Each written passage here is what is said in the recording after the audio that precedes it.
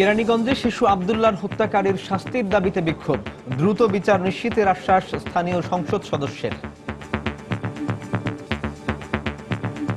মা বাবার পক্ষ থেকে, এলাকাবাসীর পক্ষ থেকে আমি এলাকার প্রতিনিধি হিসেবে আমি মামলা শিক্ষকদের যত দ্রুত সম্ভব আমি আশা করছি উইদিন 3 or 4 মান্থের মধ্যে এই মামলাটা রিলিজ করতে পারব। 2 বছরে অন্তত 234 শিশুকে অপহরণ ও নির্যাতনের পর হত্যা, সামাজিক অবক্ষয় এবং বিচারহীনতার সংস্কৃতি দায়ী। পাওয়ার রিলেশনসে যার অবস্থান নিচে সে কিন্তু ভিকটিম। সো আলটিমেটলি আমাদের শিশুরা যেহেতু তার কোনো পাওয়ার নেই, সেই ভিকটিম বেশি হচ্ছে। শিশুদের অভিভাবকদের পক্ষ থেকে কিংবা সমাজে রাষ্ট্রীয়ভাবে শিশুদের সুরক্ষা দেওয়ার বিষয়গুলি অত শক্তিশালী নয় বলে এবং আইনের শাসনের দুর্বলতার কারণে এটা ঘটছে। দেখছিলেন প্রধান শিরোনাম। দুপুরের সময় আপনাদের সঙ্গে আছি আমি সাজিদ রাজু এবং আমি হাফসাতুন নেসা। এবার অন্যান্য শীর্ষ সংবাদ। স্কুলে ভর্তি ফির জন্য নেওয়া অতিরিক্ত টাকা 7 দিনের মধ্যে ফেরত দেওয়ার নির্দেশ শিক্ষামন্ত্রীর, লিখিত অভিযোগ করার আহ্বান। সম্পর্ক ছিন্ন করা পাকিস্তানের সঙ্গে চলমান কূটনৈতিক টানাপোড়েনের সমাধান নয় বলছেন বিশেষজ্ঞরা। স্থায়ী সমাধানে অমীমাংসিত সব বিষয়ে আলোচনার তাগিদ। নাশকতার 5 মামলায় নিম্ন আদালতে মির্জা ফখরুল, আবারও পেছালো হাজিরা ও চার্জ গঠনের তারিখ। দিনাজপুরে বড়পুকুরিয়া কয়লা খনি গেটের কাছে নিয়ন্ত্রণ হারিয়ে কাঠ বোঝাই ট্রাক খাদে, 4 জন নিহত, আহত 5 জনকে হাসপাতালে ভর্তি। এবং যথাসময়ে শনাক্ত না হলে প্রাণঘাতী হতে পারে লেপ্টোপাইরেসিস রোগ, আরও 150 জন আক্রান্ত, ছড়াতে পারে ইঁদুর বা গৃহপালিত প্রাণী থেকে।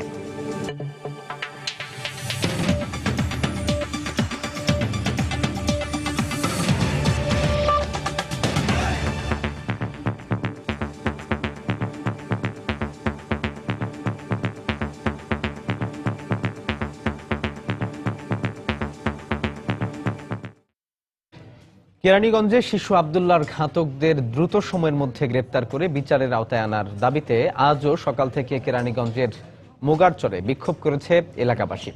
পরে স্থানীয় সংসদ সদস্য ও খাদ্যমন্ত্রী অ্যাডভোকেট কামরুল ইসলাম দ্রুত সময়ের মধ্যে বিচারের আশ্বাস দিলে তারা শান্ত হন। সকাল থেকেই মোগারচরে ছিল চাপা ক্ষোভ। আব্দুল্লাহকে নির্মমভাবে হত্যার মূল হোতা মোতাহার ও তার পরিবারের সদস্যদের ফাঁসির দাবিতে পুরো এলাকা উত্তাল হয়ে ওঠে। এ সময় খাদ্যমন্ত্রী সেখানে হাজির হয়ে 15 দিনের মধ্যে মামলার চার্জশিট দাখিলের আশ্বাস দিলে শান্ত হন এলাকাবাসী। পাশাপাশি ওই এলাকার প্রতিনিধি হিসেবে মূল হত্যাকারীদের গ্রেপ্তার সহ মামলার যাবতীয় সবকিছুরও দায় দায়িত্ব নিজের কাঁধে তুলে নেন খাদ্যমন্ত্রী।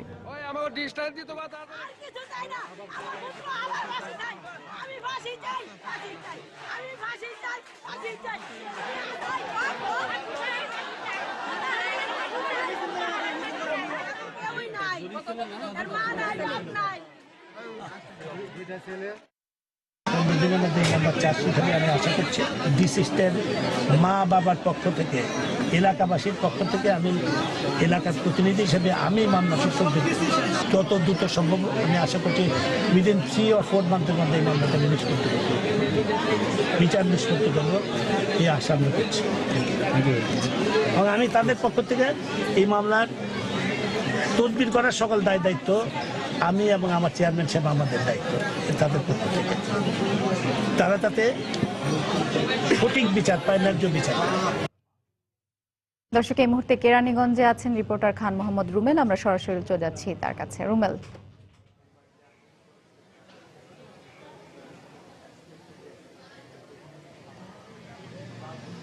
হাফসা, প্রথমে যেটি বলতে চাই, আপনি শুনছিলেন যে খাদ্যমন্ত্রীর আশ্বাসের কথা, আর আমরা পুলিশের সঙ্গে কথা বলে যেটি জেনেছি যে এখন পর্যন্ত এই ঘটনায় জিজ্ঞাসাবাদের জন্য 4 জনকে তারা আটক করেছেন।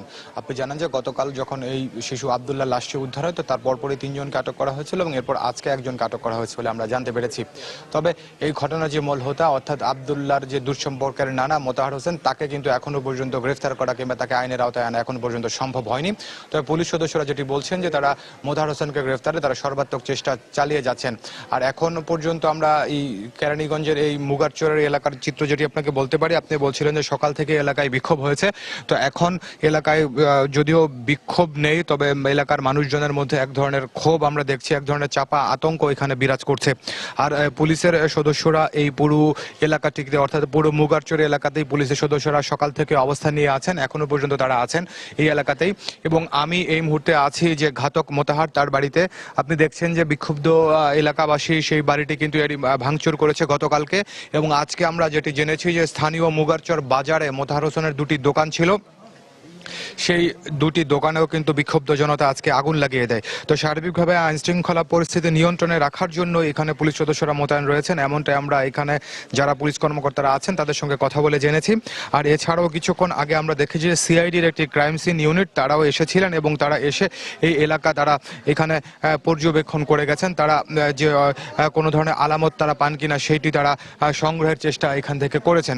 আপনি জানেন যে গতকালকে কিন্তু এই মোতাহার হোসেনের বাসার ভেতরের একটি ড্রাম থেকে কিন্তু শিশু আব্দুল্লাহর মরদেহটি উদ্ধার করা হয়েছিল। তো পরবর্তীতে সেই ড্রামটি কিন্তু যে পুলিশের সদস্যরা তারা কিন্তু জব্দ করে নিয়ে গেছেন।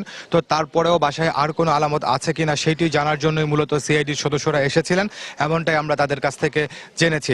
আর আপনি জানেন যে আব্দুল্লাহর মরদেহ উদ্ধারের পর কিন্তু সেটি মিটফোর্ড হাসপাতালের মর্গে নিয়ে যাওয়া হয়েছিল। তো আমরা সবশেষ যে খবর পেয়েছি সেটি হচ্ছে যে এখনো পর্যন্ত আব্দুল্লাহর মরদেহ মিটফোর্ড হাসপাতালের মর্গেই রয়েছে। তো হয়তো আজকে যে কোনো সময় আব্দুল্লাহর মরদেহ এই মুগারচর এলাকায় নিয়ে আসা হবে, এবং স্থানীয় যে হাই স্কুল মাঠে এখানে তার জানাজা অনুষ্ঠিত হবে, এমনটাই আমরা তাদের পরিবারের সদস্যদের সঙ্গে কথা বলে জেনেছি। তো আর পরিবারের সদস্যরা অর্থাৎ আব্দুল্লাহর বাবা মা যারা আছেন তাদের সঙ্গেও সকালবেলা আমার কথা হয়েছিল। তো তারা যেটি বলছেন যে আব্দুল্লাহর দুঃসম্পর্কের নানা অর্থাৎ আব্দুল্লাহর মায়ের মামা হচ্ছে এই মোতাহার হোসেন, তো সেই হিসেবে আব্দুল্লাহর নানা হন এই মোতাহার। তো এই নিকটাত্মীয় এত এই ধরনের ঘৃণ্য কাজ করতে পারে সেইটি তাদের ধারণায় ছিল না। তারা ধারণা করেছিলেন হয়তো দূরের কেউ বা পেশাদার কোনো অপরাধী চক্র আব্দুল্লাহকে অপহরণ করে নিয়ে গিয়েছিল, এবং যে 5.5 লাখ টাকা মুক্তিপণ আব্দুল্লাহর বাবার কাছে দাবি করা হয়েছিল, তার মধ্যে কিন্তু তারা 2 লাখ টাকা অর্থাৎ 2 দফায় 2 লাখ টাকা কিন্তু তারা পরিশোধ করেছিলেন। আব্দুল্লাহর বাবা কিন্তু বারবারই একটি কথা বলে বিলাপ করছেন যে মোতাহারের যদি আরো টাকা লাগতো, যত টাকা লাগতো তিনি সব টাকাই পরিশোধ করতেন। তো তারপরেও তার ছেলেকে জীবিত উদ্ধারের জন্যই তিনি আকুতি জানিয়েছিলেন। কিন্তু এখন আপনি জানেন যে আসলে জীবিত উদ্ধার করা সম্ভব হয়নি। তো তারপরেও শোকে মুহ্যমান আব্দুল্লাহর বাবা মা, আব্দুল্লাহর পরিবারের সদস্যরা এবং এই মুগারচর এলাকার সব লোকজন তারা যেটি দাবি করছেন যে এই ঘটনার দৃষ্টান্তমূলক শাস্তি এবং যত দ্রুত সম্ভব মোতাহারকে গ্রেফতার করে আইনের আওতায় নিয়ে আসা। তো কেরানীগঞ্জের মুগারচর থেকে আমার কাছে এখন পর্যন্ত এতটুকুই ছিল। হাফসা। দর্শক, কেরানীগঞ্জের মুগারচর এলাকা থেকে সর্বশেষ অবস্থা জানাচ্ছিলেন আমাদের সহকর্মী খান মোহাম্মদ রুমেল। গত 2 বছরে অন্তত 234 শিশুকে অপহরণ ও নির্যাতনের পর হত্যা করা হয়েছে।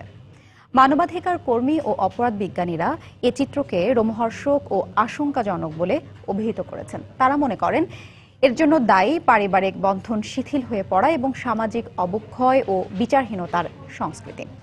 ওমর ফারুকের প্রতিবেদন। রাজধানীর উপকণ্ঠ কেরানীগঞ্জে অপহরণের 5 দিন পর মামাবাড়ি থেকে আব্দুল্লাহর মৃতদেহ উদ্ধারের ঘটনা আবারও নাড়া দিল সমাজকে।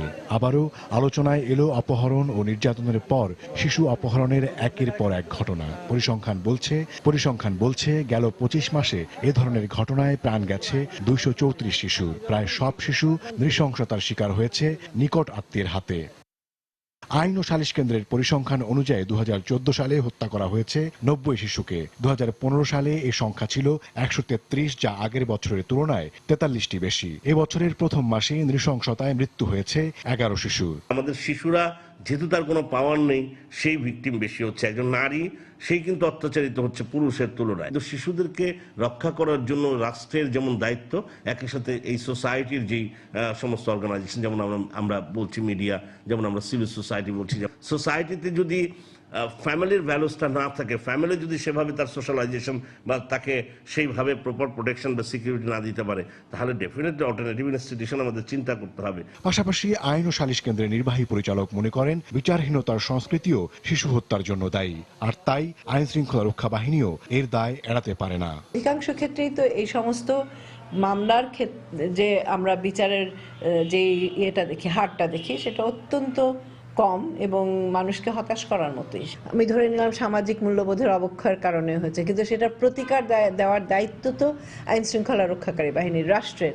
তারা তো সেই অজুহাত দেখাতে পারে না, সেটা অন্যভাবে আমাদেরকে চেষ্টা করতে হবে যাতে এটা প্রতিকার আমরা আনতে পারি। তারা দুজনই শিশুদের বাঁচাতে কঠোর আইনের পাশাপাশি তা কার্যকর করার উপর জোর দেন। ওমর ফারুক, সময় সংবাদ, ঢাকা। অতিরিক্ত ভর্তি ফি আদায় করা প্রতিষ্ঠানগুলোকে আগামী 7 দিনের মধ্যে বাড়তি টাকা ফেরত দিতে সময় বেঁধে দিয়েছে শিক্ষা মন্ত্রণালয়। এই নির্দেশনা না মানলে স্কুলগুলোর বিরুদ্ধে কঠোর ব্যবস্থা নেওয়ার হুঁশিয়ারি দিয়েছেন শিক্ষামন্ত্রী নুরুল ইসলাম নাহিদ। আজ সচিবালয়ে এক প্রেস ব্রিফিংয়ে কথা বলেন তিনি। প্রতি বছরই স্কুলগুলোতে ভর্তির সময় বিভিন্ন মহল থেকে অভিযোগ আসে সরকার নির্ধারিত অতিরিক্ত অর্থ আদায়ের। এবছরও বিভিন্ন স্কুলের সামনে এর প্রতিবাদে আন্দোলন করতে দেখা গেছে শিক্ষার্থী ও অভিভাবকদের। শিক্ষা মন্ত্রণালয় থেকেও সংশ্লিষ্টদেরকে নির্দেশ দেওয়া হয়েছে অতিরিক্ত অর্থ আদায় না করতে, কিন্তু যারা এরই মধ্যে অতিরিক্ত অর্থ নিয়ে ফেলেছেন তাদের ক্ষেত্রে কি ব্যবস্থা নেওয়া হবে? বুধবার সচিবালয়ে এক ব্রিফিংয়ে শিক্ষামন্ত্রী নুরুল ইসলাম নাহিদ অতিরিক্ত অর্থ আদায় করা শিক্ষা প্রতিষ্ঠানগুলোকে নির্দেশ দিয়েছেন আগামী 7 দিনের মধ্যে বাড়তি টাকা ফেরত দিতে, না হলে নেওয়া হবে কঠোর ব্যবস্থা। যারা অতিরিক্ত এসএসসি পরীক্ষা উপলক্ষে ফি নিয়েছেন এবং যারা ভর্তি নীতিমালা লঙ্ঘন করে অতিরিক্ত অর্থ নিয়েছেন, তারা অবিলম্বে সেই টাকা ফেরত দিয়ে বোর্ডকে অবহিত করবেন, যাতে আমরা জানতে পারি যে এই সকল প্রতিষ্ঠান আর অভিযুক্ত তালিকায় থাকবে না। আর এই বিষয়টির প্রতিকারের চেয়ে প্রতিরোধ জরুরি মন্তব্য করে অভিভাবকদের সচেতন হওয়ার তাগিদ দিয়েছেন তিনি। আমাদের অভিভাবকদেরকে বলছি, আপনারা যে স্কুলে বা যে প্রতিষ্ঠানে বেশি অর্থ দাবি করে নিয়মের বেশি, আপনারা সবাই মিলিতভাবে একত্র হয়ে টাকা দিবেন না, বন্ধ করে রাখবেন এবং আপনারা আমাদের কাছে অভিযোগ করবেন। অভিযোগ পাওয়ার সাথে সাথে যা যা করা দরকার ব্যবস্থা আমরা করব। মন্ত্রী জানান, এ বিষয়ে শুধু তার মন্ত্রণালয়ই নয়, প্রধানমন্ত্রীর কার্যালয় ও হাইকোর্ট থেকেও নির্দেশনা রয়েছে ব্যবস্থা নেওয়ার। ফয়সাল মোর্শেদ, সময় সংবাদ, ঢাকা। রূপপুর পারমাণবিক বিদ্যুৎ কেন্দ্র নির্মাণ হলে দেশের বিদ্যুৎ সমস্যা অনেক কমে যাবে মন্তব্য করে প্রধানমন্ত্রী শেখ হাসিনা এই কেন্দ্র নির্মাণে সবার সহযোগিতা আহ্বান করেছেন। সকালে তেজগাঁওয়ের নিজ কার্যালয়ে রূপপুর পারমাণবিক বিদ্যুৎ কেন্দ্র বিষয়ক জাতীয় কমিটির ৪র্থ সভা শেষে তিনি বক্তব্য রাখেন। তিনি বলেন, দেশে প্রথমবারের মতো বৃহৎ এ কর্মযজ্ঞ বাস্তবায়নে ইতোমধ্যে লোকবল নিয়োগ এবং তাদের প্রশিক্ষণ দেওয়ার কাজ শুরু হয়েছে। এ সময় এ প্রকল্প বাস্তবায়নকে নতুন অভিজ্ঞতা মন্তব্য করে সময় মতো কাজ শুরু করার আশাবাদ ব্যক্ত করেন তিনি।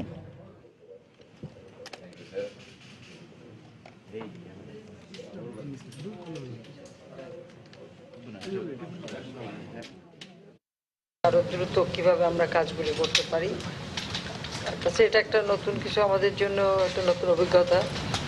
ইতিমধ্যে আমাদের লোকবল ট্রেনিং শুরু হয়ে গেছে, অনেক কাজ আমরা এগিয়েছি, সেটা বিষয়ে বিস্তারিত জেনে পরবর্তী এজেন্ডা অনুযায়ী আমরা আমাদের সিদ্ধান্তগুলি গ্রহণ করব। আশা করি সময় মতো আমরা এটা কার্যক্রম শুরু করতে পারবো, তাহলে আর বিদ্যুতের সমস্যাটাও আমাদের আরো কমে যাবে।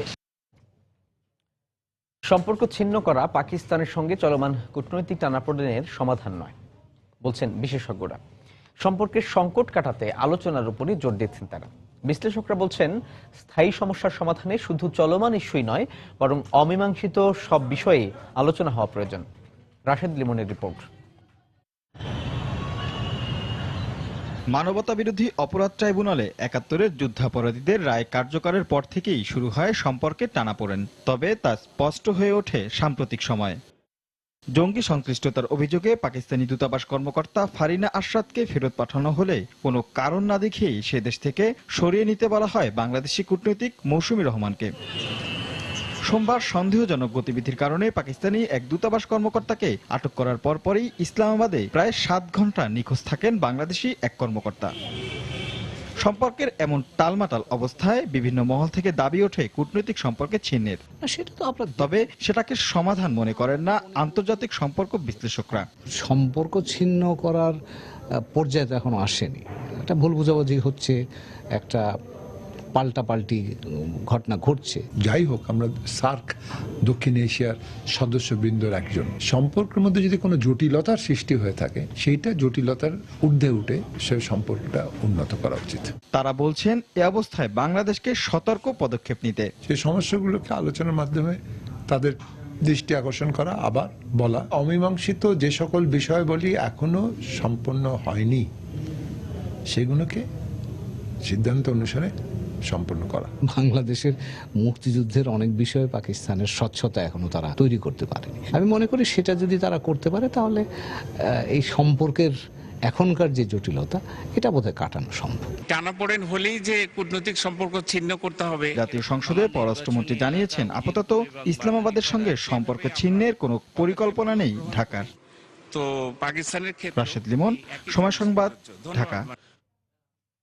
মুক্তিযুদ্ধ ও শহীদের সংখ্যা নিয়ে অহেতুক বিতর্ক সৃষ্টির পেছনে রাজনৈতিক অসৎ উদ্দেশ্য রয়েছে বলে মনে করেন ইতিহাসবিদ ও রাজনৈতিক বিশ্লেষকরা। তাদের মতে এত বছর পর এ ধরনের বিতর্ক সৃষ্টি দেশের স্বাধীনতার ভিত্তিমূলে আঘাত।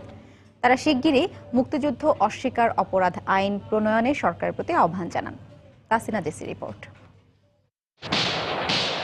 1971 সালে মুক্তিযুদ্ধে দেশের স্বাধীনতা ছিনিয়ে আনতে প্রাণ দিয়েছিলেন 30 লাখেরও বেশি মানুষ, সম্ভ্রম হারিয়েছিলেন 2 লাখেরও বেশি মা বোন।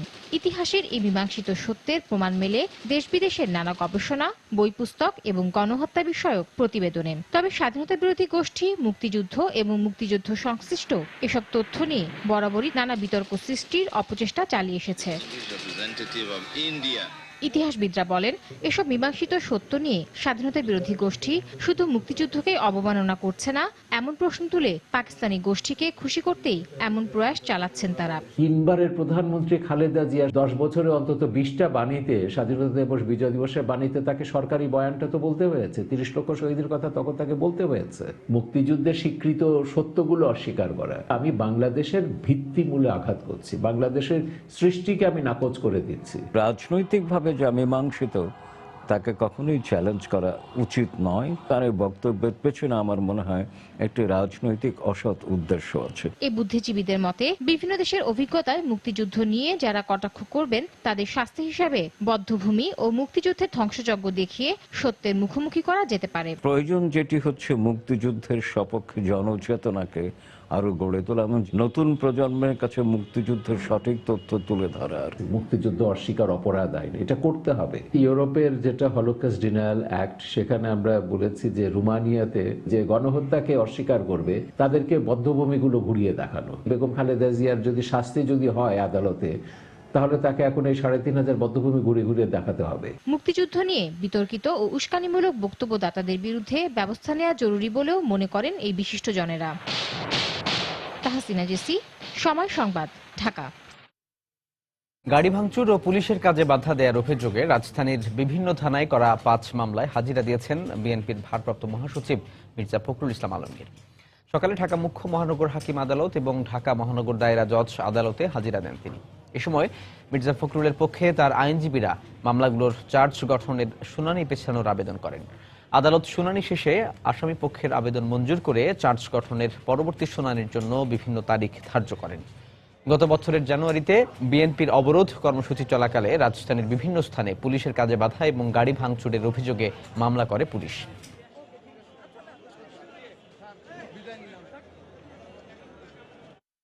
মহাসচিবের মোট 5টি মামলা ছিল, চার্জ গঠনের জন্য ছিল কিছু মামলা, আর আমানুল্লাহ আমানের 8টি মামলা, আব্দুল্লাহ নোমানের 1টি, মোয়াজ্জেফের আলালের 3টি, আব্বাস ভাইয়েরও ছিল। আদালত সমস্ত মামলায় বিভিন্ন তারিখ দিয়েছেন এবং সময় মঞ্জুর করেছেন। বিএনপির কাউন্সিল বাধাগ্রস্ত করতেই বেগম জিয়ার বিরুদ্ধে মামলা দেওয়া হয়েছে বলে অভিযোগ করেছেন দলটির ভাইস চেয়ারম্যান আব্দুল্লাহ আল নোমান। দুপুরে নয়াপল্টনে ভাসানী মিলনায়তনে এক আলোচনা সভায় তিনি বক্তব্য দেন। এ সময় তিনি বিএনপির কাউন্সিল নির্ধারিত সময়ে অনুষ্ঠিত হবে বলে আশাবাদ ব্যক্ত করেন।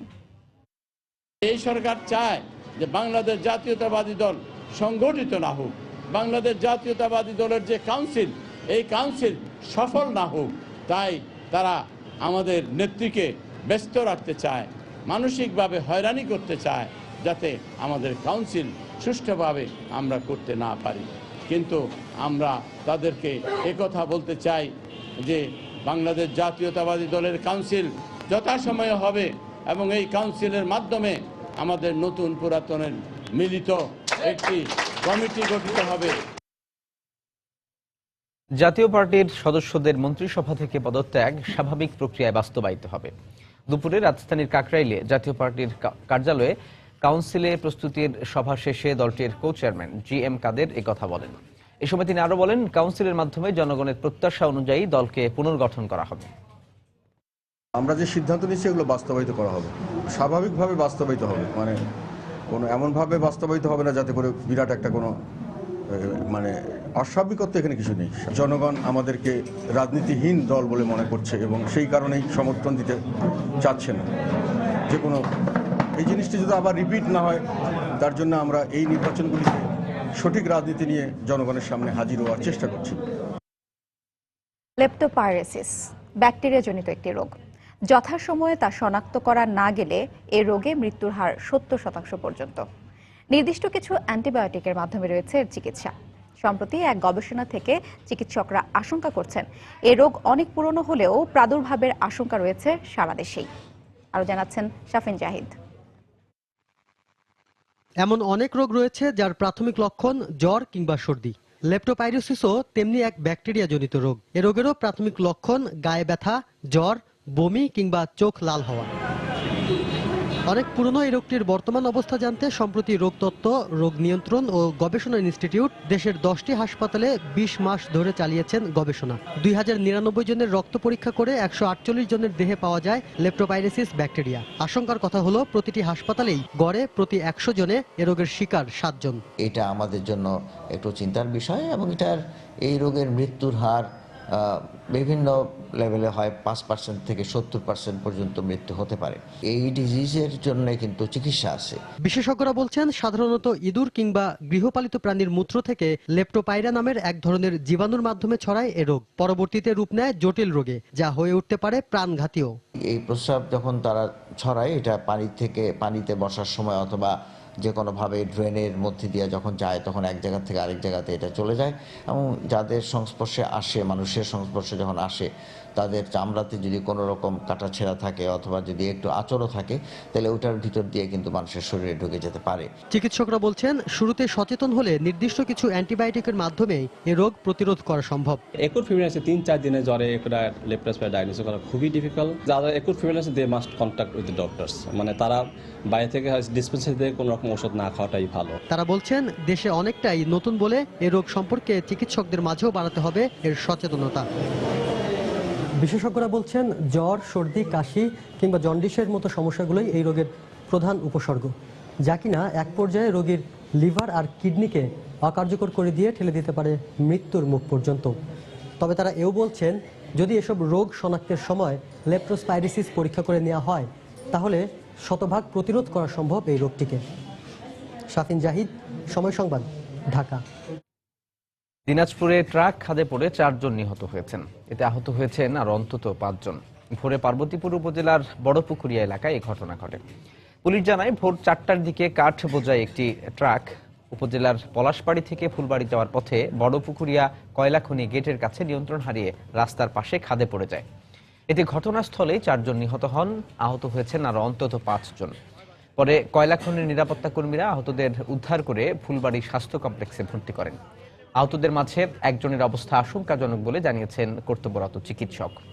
এদিকে ঘন কুয়াশার কারণে এই দুর্ঘটনা ঘটেছে বলে জানিয়েছে পুলিশ।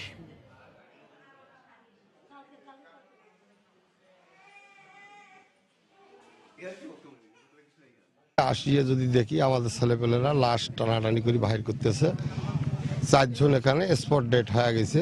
2-3 জন ভালো আছিল, একজনকার পাওত আঘাত খাইছে খুব, একজনকার 2 জনকার মাথাও ফাটি গেছে, একজনকার হাতও ভাঙি গেছে। কয়লাখনির কাছাকাছি একটা অ্যাক্সিডেন্ট হয়েছে রাতের বেলা, তো ওখানে 4 জন পেশেন্ট মারা গেছেন, কিন্তু মারা যাওয়া পেশেন্টগুলো আমাদের এখানে আসে নাই। 2 জন পেশেন্ট এখানে ইনজুর্ড হয়ে আসছেন, তাদেরকে আমরা ভর্তি দিয়েছি, ওরা এখন আলহামদুলিল্লাহ ভালো আছে। ট্রাকের উপরে কিছু লোক ছিল, 8-9 জন লোক ছিল, পরে উল্টে যাওয়ার পরে ওই লোকগুলো কাঠের নিচে চাপা পড়ে। পরবর্তীতে আমরা সংবাদ পাওয়ার পর তাৎক্ষণিকভাবে সেখানে যাই। সেখানে যে আশপাশের লোকজন এবং আমাদের পুলিশের সহায়তায় 5 জন লোককে জীবিত উদ্ধার করে ফুলবাড়ি স্বাস্থ্য কমপ্লেক্সে চিকিৎসার জন্য পাঠাই। দুপুরের সময় আরো থাকছে।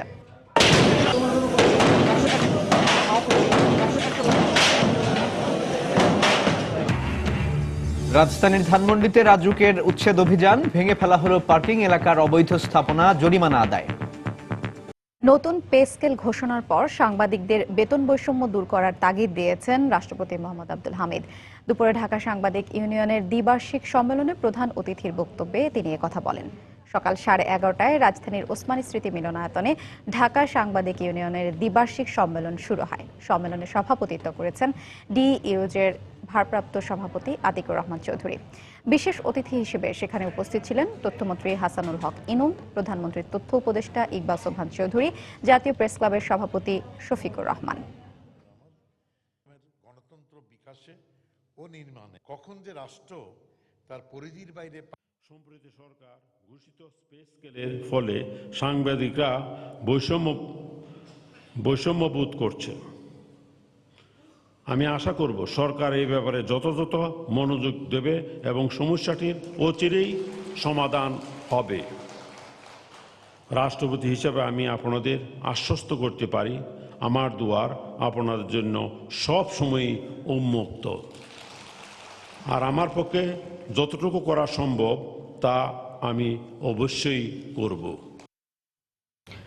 দেশের সরকারি বাণিজ্যিক ব্যাংকগুলোর কার্যক্রম সন্তোষজনক নয় বলে মন্তব্য করেছেন অর্থমন্ত্রী আবুল মাল আব্দুল মুহিত। সকালে রাজধানীর একটি হোটেলে জনতা ব্যাংকের বার্ষিক সম্মেলন 2016-তে একথা বলেন তিনি। দেশে বর্তমানে অসংখ্য ব্যাংক হলেও এখনো সবাইকে ব্যাংকিং সেবার আওতায় নিয়ে আসা সম্ভব হয়নি বলেও মন্তব্য করেন অর্থমন্ত্রী।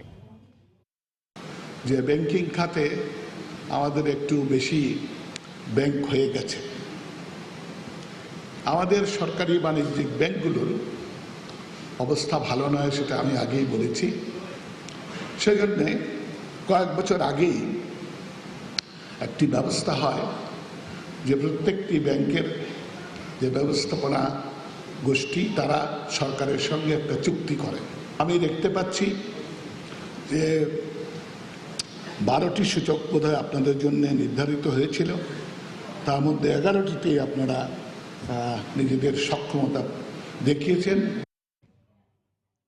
স্বাধীনতার পর থেকে নির্দিষ্ট কোনো মন্ত্রণালয়ের অধীনে ছিল না দেশের বস্ত্র শিল্প, যে কারণে নতুন শিল্প কারখানা স্থাপন, উৎপাদন কিংবা রফতানি অনুমোদন পেতে উদ্যোক্তাদের পোহাতে হয়েছে সীমাহীন ভোগান্তি। আর এসব সমস্যা দূর করতেই সম্প্রতি টেক্সটাইল শিল্প খাতকে বস্ত্র ও পাট মন্ত্রণালয়ের অধীনে আনতে নেওয়া হয়েছে সরকারি সিদ্ধান্ত। তবে শুধু নির্দিষ্ট মন্ত্রণালয়ে দিলেই হবে না, বরং বস্ত্র খাতকে গতিশীল করতে দক্ষ জনবল আর গ্যাস বিদ্যুৎ সংযোগ পেতে বিদ্যমান বাধা দূর করার পরামর্শ শিল্প মালিকদের। জুবার ফয়সালের রিপোর্ট। টেক্সটাইল শিল্পে বাংলাদেশের রয়েছে দীর্ঘ ইতিহাস। স্বাধীনতার আগে থেকেই এদেশে গড়ে ওঠে বেশ কয়েকটি কারখানা, কিন্তু পোশাক প্রস্তুতের সঙ্গে বিশ্ব বাজারে বাংলাদেশের পদচারণা শুরু হয় 1981 সালে $0.1 বিলিয়ন পোশাক রফতানির মাধ্যমে। এর পরের গল্পটা শুধুই সাফল্যের। মাত্র 10 বছরের ব্যবধানে 1991 সালে রফতানির পরিমাণ দাঁড়ায় $1,445 মিলিয়ন। সর্বশেষ 2014-15 অর্থ বছরে এ খাত থেকে রফতানি আয় হয়েছে $2,549 কোটি মার্কিন ডলার। তবে এত সব সাফল্যের পেছনে বিরাট অবদান থাকলেও সমস্যাগ্রস্তই রয়ে গেছে দেশের টেক্সটাইল শিল্প। নতুন কোনো কারখানা স্থাপন কিংবা রফতানির অনুমোদন, আনুষঙ্গিক কাজ সারতে এখনো উদ্যোক্তাদের দ্বারস্থ হতে হচ্ছে 14টি মন্ত্রণালয়ের। স্বাভাবিকভাবেই ব্যবসায়ীদের ইঙ্গিত সব কাজ এক দপ্তরে নিয়ে আসার সরকারি সিদ্ধান্তের প্রয়োজনীয়তার দিকেই। ইন্ডাস্ট্রি আছে যে এক্সপেনশন করার জন্য বসে আছে, তাদের মেশিনারিজ আছে কিন্তু এনার্জি নেই। এখন গভর্নমেন্ট অবশ্য অফার করছে যে গ্রিড পাওয়ার নেওয়ার জন্য, কিন্তু that will be costly for them. তারা কিছুদিন বলছে যে তুমি যাও বস্ত্র পরিদপ্তরে অনুমোদনের জন্য, কিছুদিন বলছে তুমি যাও বোর্ড অফ ইনভেস্টমেন্ট অনুমোদনের জন্য। আমার উদ্যোক্তা কনফিউজড হয়ে যাচ্ছে, who is the right authority. যদিও এ অবস্থা নিরসনে শিগগিরই বস্ত্র আইন অনুমোদন দেওয়ার পাশাপাশি টেক্সটাইল খাত সম্পর্কিত সব ধরনের সেবা বস্ত্র ও পাট মন্ত্রণালয় থেকেই দেওয়া হবে বলে জানান প্রতিমন্ত্রী। গভর্নমেন্টের আগের যে নীতি, সেই নীতির সাথে বর্তমানে তাদের যে প্রসারতা, এটির সাথে আসলে কোনো সমন্বয় ছিল না। এই মুহূর্তেই তারা বহু সংকটে আছে। তাদের সর্বাত্মক সহযোগিতা দেওয়ার যত ধরনের ক্ষমতা আছে আমরা আমাদের এই আইনের মধ্যে রাখব। বর্তমানে সারা দেশের 9,040টি টেক্সটাইল মিলে কর্মসংস্থান হচ্ছে 10 লাখের বেশি মানুষের। আর এ খাতে বাৎসরিক মোট বিনিয়োগের পরিমাণ দাঁড়িয়েছে প্রায় 10,000 কোটি টাকায়। জুবাইর ফয়সাল, সময় সংবাদ, ঢাকা। রাজধানীর মিরপুর রোডে বেশ কিছু অবৈধ স্থাপনা ভেঙে দিয়েছে রাজউক। এ সময় জরিমানাও আদায় করা হয়েছে। সকালে তল্লাবাগে ভ্রাম্যমাণ আদালতের নির্বাহী ম্যাজিস্ট্রেটের নেতৃত্বে এই অভিযান পরিচালনা করা হয়। অভিযানে প্রিন্স প্লাজায় ড্যাফোডিল ইউনিভার্সিটির বেশ কিছু অংশ রাজধানী উন্নয়ন কর্তৃপক্ষ রাজউক ভেঙে ফেলে। নির্বাহী ম্যাজিস্ট্রেট জানান, পার্কিং এর জায়গায় দখল করে ড্যাফোডিল ইউনিভার্সিটি অভ্যর্থনা সহ বেশ কিছু স্থাপনা গড়ে তোলে। অভিযানে ড্যাফোডিল ইউনিভার্সিটিকে 2 লাখ টাকা জরিমানা করেন নির্বাহী ম্যাজিস্ট্রেট।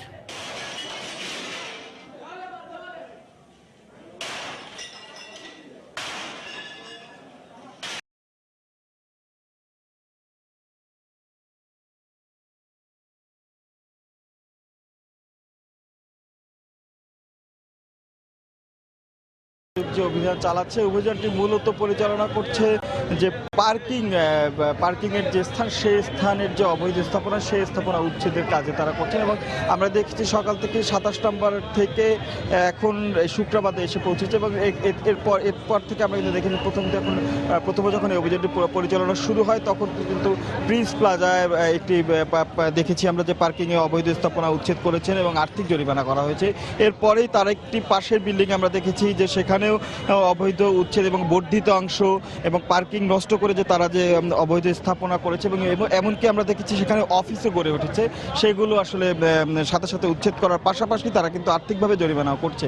এই মুহূর্তে অবস্থান করতেছি আমরা, অবস্থান করছি ঠিক শুক্রবাদ বাস স্ট্যান্ড এবং শুক্রবাদ বাস স্ট্যান্ডের একদম মূল ওভারব্রিজের সাথেই যে ওভারব্রিজ রাস্তা ঘেঁষে যে বিল্ডিংটি, এই বিল্ডিংটি পুরোটি একটি মার্কেট এবং দোতলায় আমরা দেখছিলাম সেই 27 নম্বর থেকে এই পর্যন্ত এই যে প্রত্যেকটা বিল্ডিংয়ে কিন্তু ড্যাফোডিল ইউনিভার্সিটির একটি করে শাখা বা তাদের একটি কোনো না কোনো ইয়ে আছে। ঠিক তেমনটি শুক্রবারের এখানেও কিন্তু ড্যাফোডিল ইউনিভার্সিটির যে একটি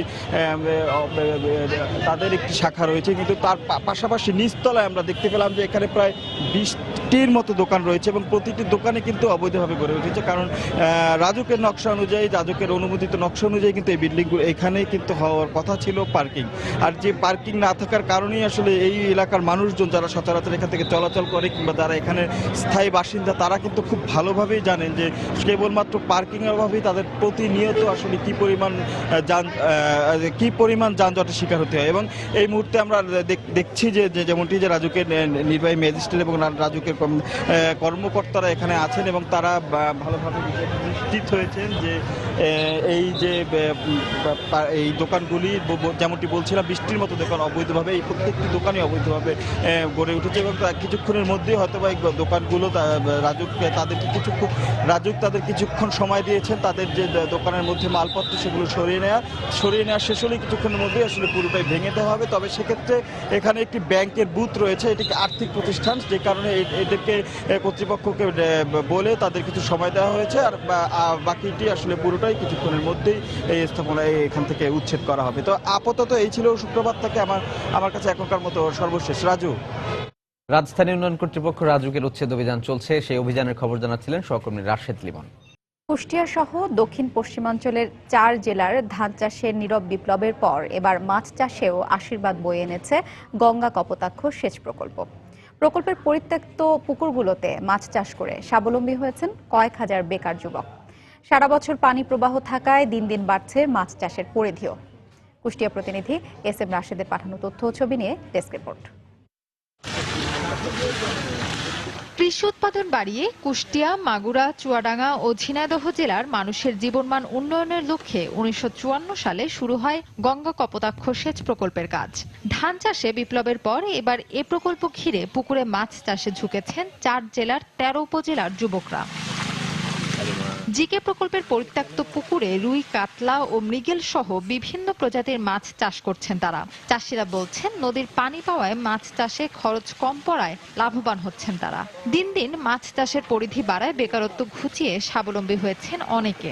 জিকের পানি আছে বিধায় আমরা 12 মাস মাছ চাষ করি। অন্য অন্য এলাকায় 4 মাস 5 মাসের বেশি তারা মাছ চাষ করতে পারে না। জিকে যখন পানি দেয় তখন এই পানি থেকে পানিটা স্রোত বৃদ্ধি পায়, এই স্রোতের কারণে আমাদের মাছ বৃদ্ধি পায়। পুকুরে পানি দেওয়ার পর মাছ অতি তাড়াতাড়ি বৃদ্ধি পায়, সেই মাছগুলো বিক্রি করে অনেক পরিবার সচ্ছলতা জীবনযাপন করতে পারে।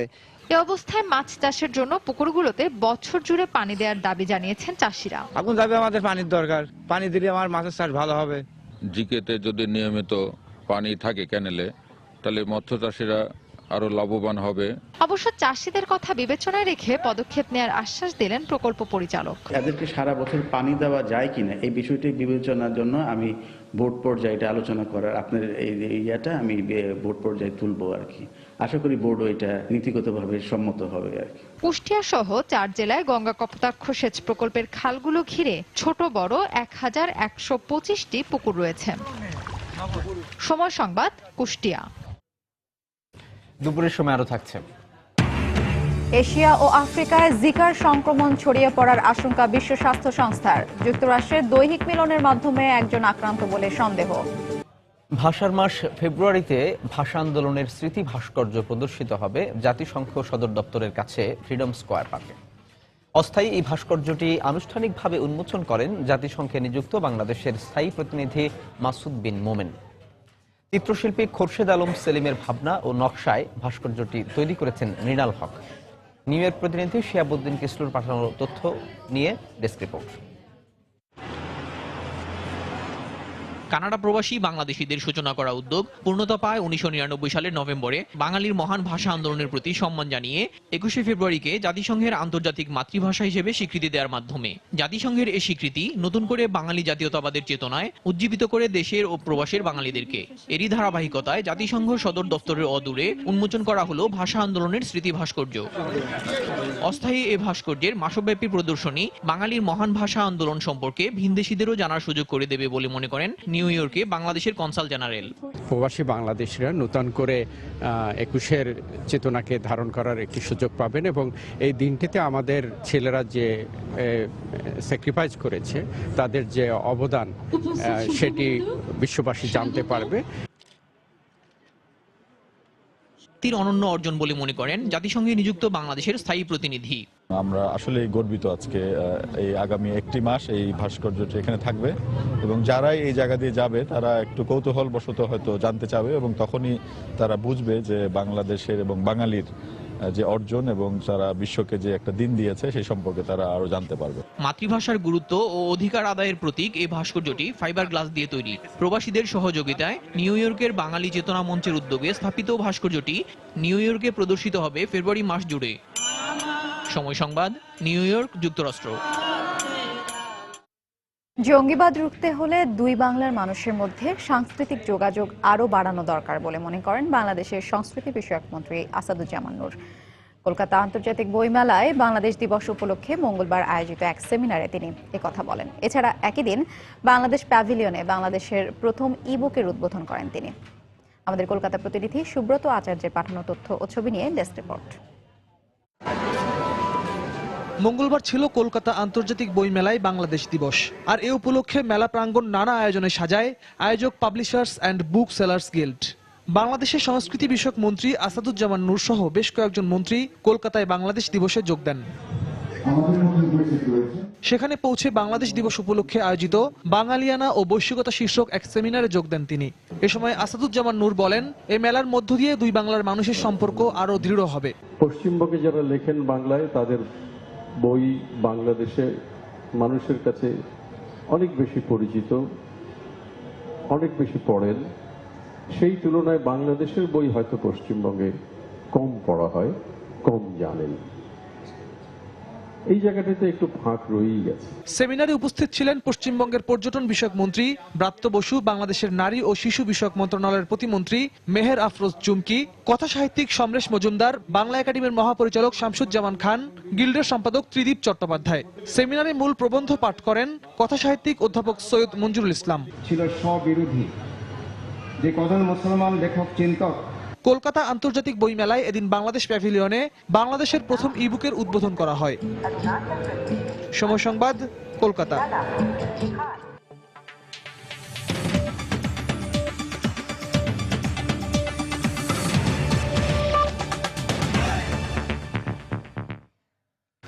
এশিয়া এবং আফ্রিকার দেশগুলোতে জিকা ভাইরাসের সংক্রমণ ছড়িয়ে পড়ার আশঙ্কা রয়েছে বলে জানিয়েছে বিশ্ব স্বাস্থ্য সংস্থা। মঙ্গলবার সংস্থাটি আরও জানায়, অন্তঃসত্ত্বা নন এমন নারীদের ক্ষেত্রে জিকা ভাইরাসের সংক্রমণ নির্ণয়ে এখনও কোনো কার্যকরী পন্থা উদ্ভাবন করা সম্ভব হয়নি। এদিকে যুক্তরাষ্ট্রে দৈহিক মিলনে একজনের দেহে জিকা ভাইরাস শনাক্ত হয়েছে বলে জানিয়েছে মার্কিন সেন্টার অব ডিজিজ কন্ট্রোল। পানামার বেশ কয়েকটি শহরে মঙ্গলবার দেখা যায় মশার বংশবৃদ্ধি রোধে স্প্রে করা হচ্ছে। সম্প্রতি দেশটিতে প্রায় অর্ধশত মানুষ জিকা ভাইরাসে আক্রান্ত হওয়ার পর সরকারি উদ্যোগে এই কর্মসূচি শুরু হয় সেখানে।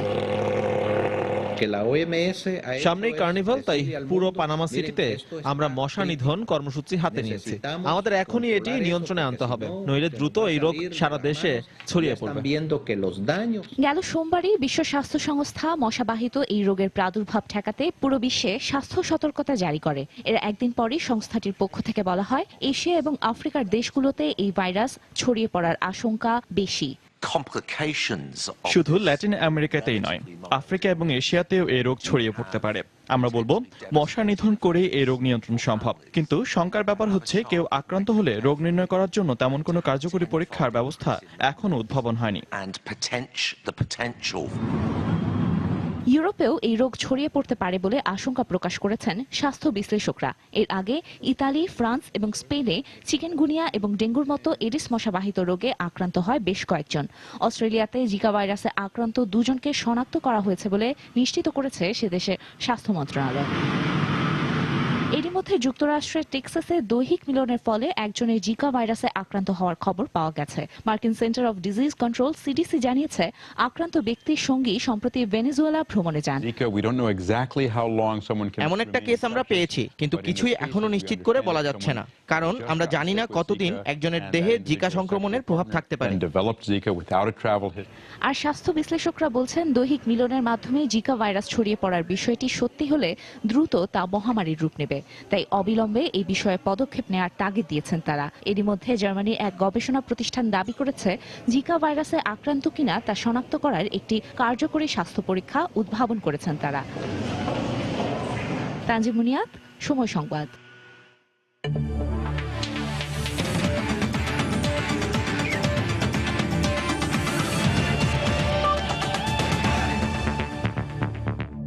অনূর্ধ্ব 19 বিশ্বকাপ ক্রিকেটের খবর। বি গ্রুপের চ্যাম্পিয়ন হওয়ার লড়াইয়ে মিরপুর শেরে বাংলা স্টেডিয়ামে পাকিস্তানের বিপক্ষে 213 রানের টার্গেটে ব্যাট করছে শ্রীলঙ্কা। শেষ খবর পর্যন্ত লঙ্কান যুবাদের সংগ্রহ 4 উইকেটে 147 রান। টস হেরে ব্যাট করতে নেমে দলীয় 27 রানে অধিনায়ক জিসান মালিকের উইকেট হারায় পাকিস্তান। তবে দ্বিতীয় উইকেটে 41 রান যোগ করেন উমর ও সাইফ জুটে। ব্যক্তিগত 24 রান তুলে সাইফ প্যাভিলিয়নে ফেরার পর উমরও তার পথ অনুসরণ করেন। এরপর মাসুদকে দ্রুত হারালে বিপাকে পড়ে পাকিস্তান। তবে 61 রানের জুটি গড়ে শেষ বিপর্যয় সামাল দেন মহসিন ও ফায়াজ জুটি। 33 রান করে দলীয় 157 রানে ফায়াজ সাজঘরে ফিরলেও একপাশ আগলে ব্যাট করে যান মহসিন। শেষ পর্যন্ত মহসিনের 86 রানে 212 রানের স্কোর পায় পাকিস্তান। জবাবে লঙ্কান যুবাদের শুরুটা খুব একটা ভালো হয়নি। দুর্দান্ত ব্যাটিংয়ের পর বল হাতেও পাকিস্তানকে দারুণ সূচনা এনে দেন হাসান মহসিন। দলীয় 21 রানেই লঙ্কানদের 2 ওপেনারকে ফিরিয়ে দেন তিনি। এরপর আশালঙ্কা ও আসান ফিরে গেলে 63 রানে 4 উইকেট হারায় শ্রীলঙ্কা। তবে কামিন্দু মেন্ডিস ও ভিশাদ রান্দিকা জুটি ম্যাচে ফেরায় লঙ্কানদের। 50 তুলে নেন মেন্ডিস।